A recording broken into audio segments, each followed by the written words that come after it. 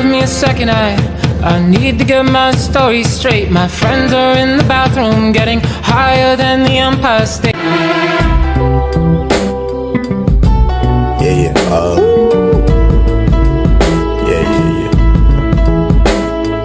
That's the way every day goes.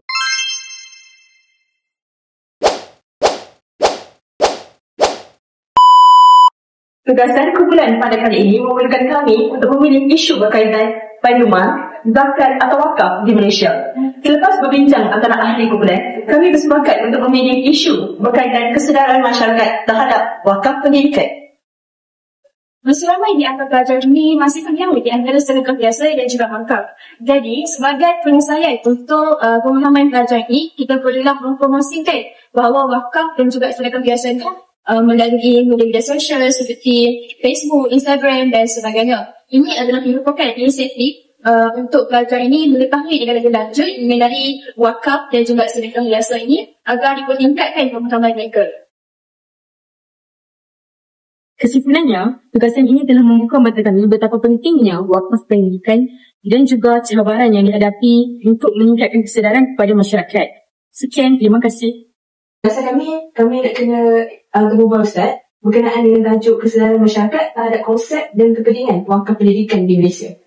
Bagi soalan yang pertama, apakah pemahaman umum masyarakat bagi pendapat Ustaz mengenai wakaf pendidikan di Malaysia? Tapi Ustaz punya pandangan gini lah. Kita wakaf pendidikan ni, yang dalam universiti sekarang ni, ceritanya infrastruktur yang besar. Nak buat satu bangunan untuk siasat. Itu dia panggil wakaf pendidikan. Kamu tanya tu lah. Macam contoh tadi lah. Tadi kamu tanya, masalah boleh guna tak benda ni kalau berikan student? Ini dah dijawab dalam fiqh muamalat dulu. Harta khas, harta am, apa fungsi dia? Ataupun balasan daripada orang tersebut kecuali baik kepada Allah kan. Jadi of course wakaf pendidikan ni katakan memacam manifesto yang dilakukan oleh setiap ahli politik yang mana dan itu tersebut jom berwakaf tu. Kan ada beberapa sengaja yang free lah kan, yang kosong tu, jom berwakaf. Wakaf apa? Kesenangan dan kesaranan untuk hukum atau masyarakat dalam menimbang untuk wakaf pendidikan. Nak buat apa? Nak bagi masyarakat menggalakkan apa? Wakaf pendidikan ni sangat penting lah. Untuk dia sebenarnya bukan sekadar sebagai bantuan untuk menjamin pendidikan Islam.